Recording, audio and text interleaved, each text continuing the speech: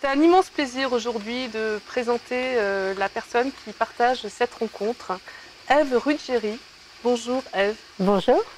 Vraiment ravie de vous rencontrer parce que c'est d'autant plus en tant que journaliste mais aussi en tant que femme que je vous interviewe et je suis vraiment ravie d'être à vos côtés pour présenter ce festival Lacoste dont vous êtes la directrice artistique et que vous menez un petit peu comme un binôme de capitaine de bateau aux côtés de Pierre Cardin depuis Voilà. 17 ans. 17 ans déjà que Pierre Cardin m'a demandé d'être à ses côtés pour programmer un certain nombre de soirées dans son festival, ce festival qu'il a créé.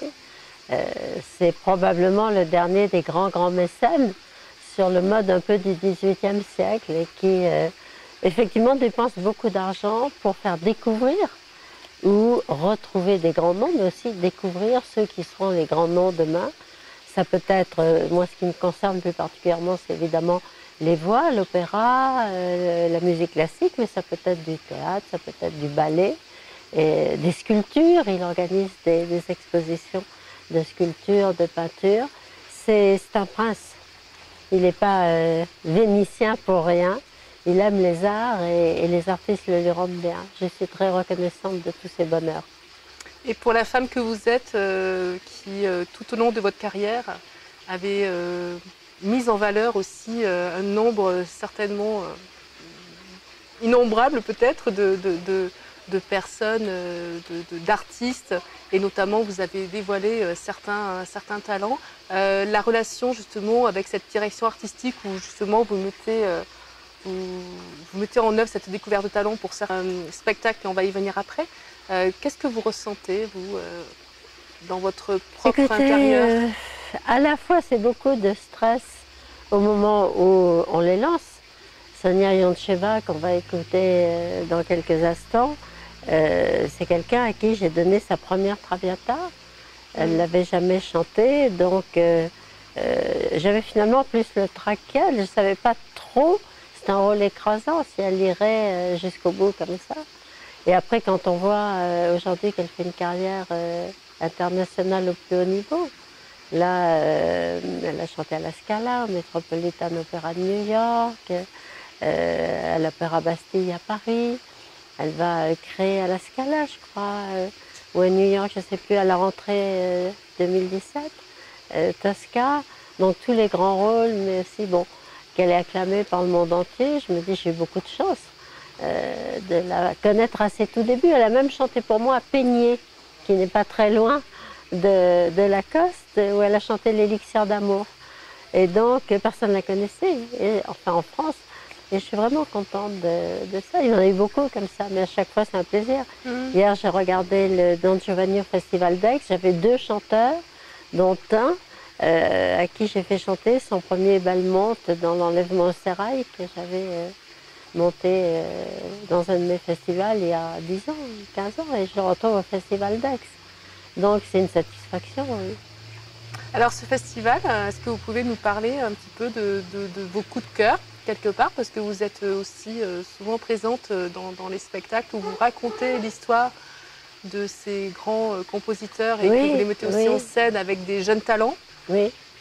Alors là, bon, dans le Requiem de Mozart qu'on va donner le 18 juillet, donc il y a effectivement une distribution vocale qui est d'excellent niveau, avec 2 grands chœurs qui vont venir pour chanter cette œuvre, et puis l'orchestre Prométhée, qui est dirigé non pas par Pierre-Michel Durand, mais un chef invité. Pierre-Michel Durand est leur directeur habituel.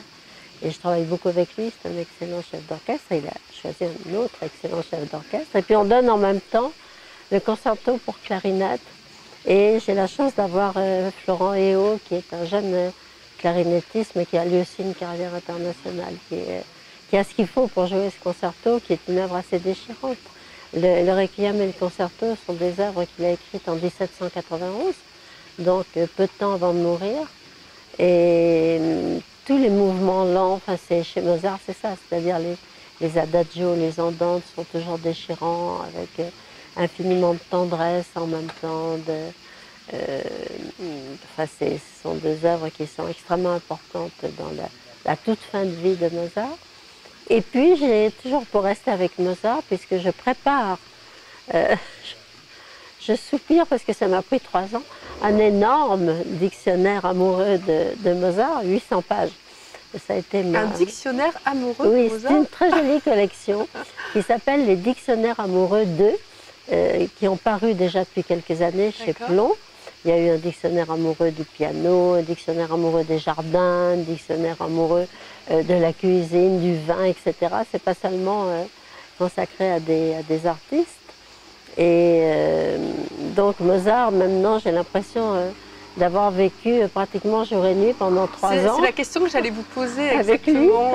Justement, est-ce que vous avez Voilà. l'impression de rentrer dans l'intimité finalement, à Oui. force d'être... Oui, parce qu'on découvre des choses aussi, même s'il n'y a plus beaucoup de choses à découvrir.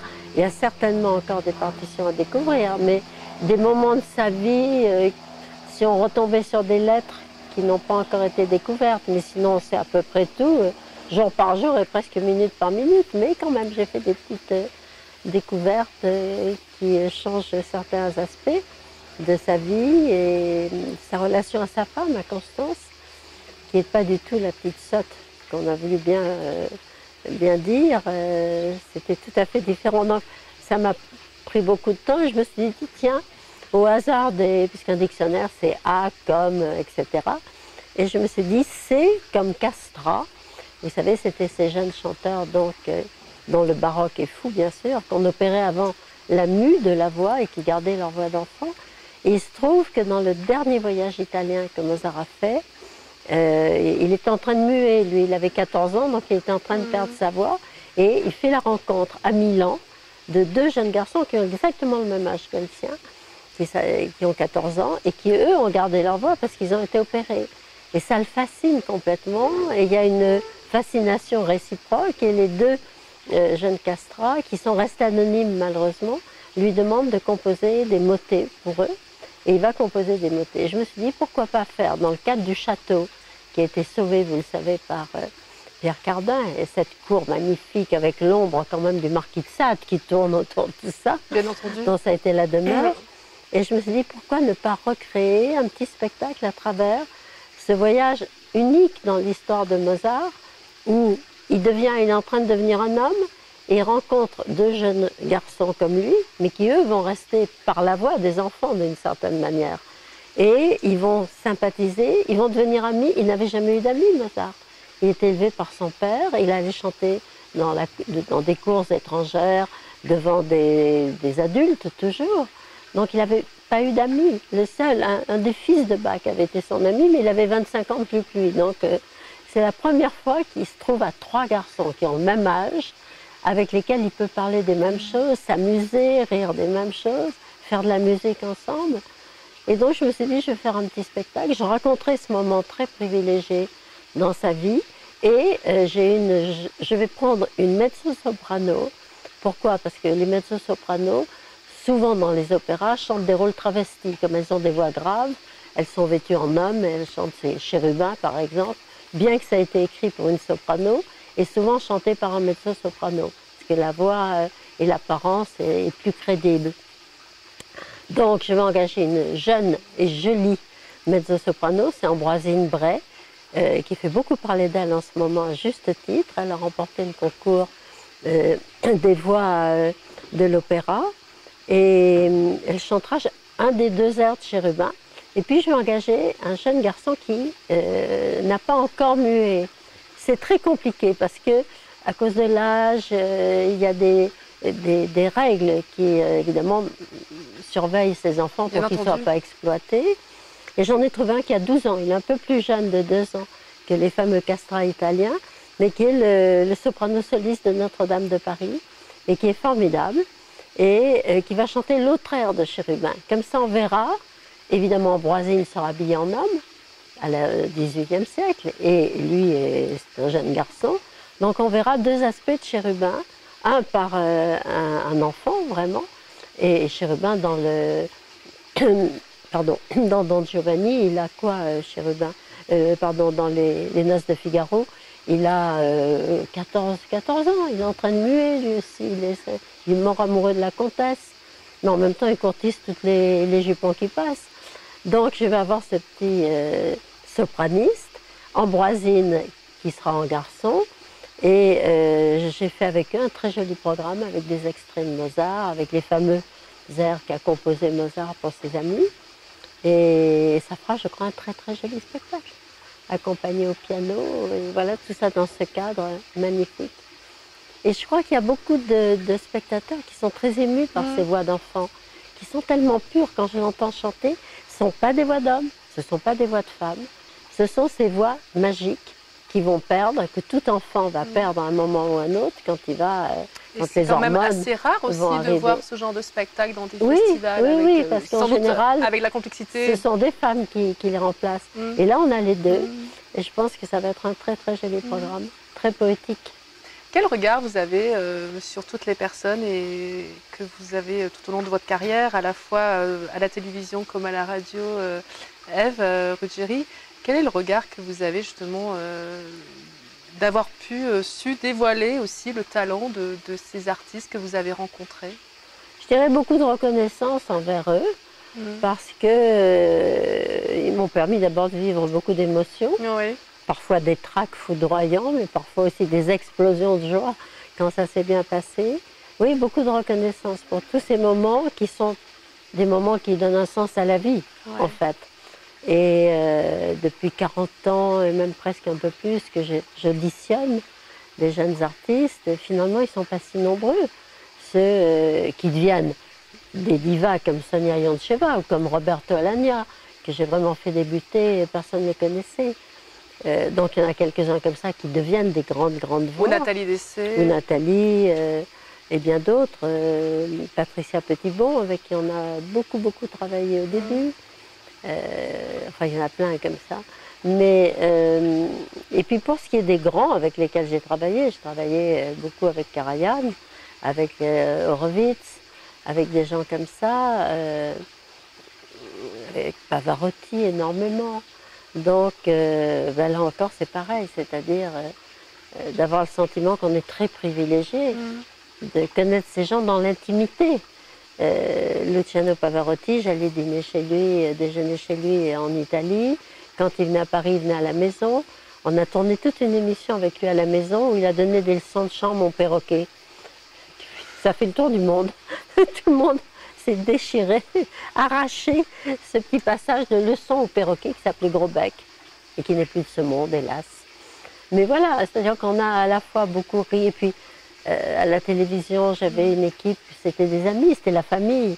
Donc ils vivaient ça eux aussi. Quand on est allé à Vienne pour voir le manuscrit du Requiem, qu'on nous a donné l'autorisation exceptionnelle de pouvoir filmer le manuscrit, je vous assure, on a vu arriver un monsieur avec une mallette attachée à son poignet par une menotte pour qu'on ne la lui vole pas, parce qu'il y avait dedans cet écrin avec le manuscrit.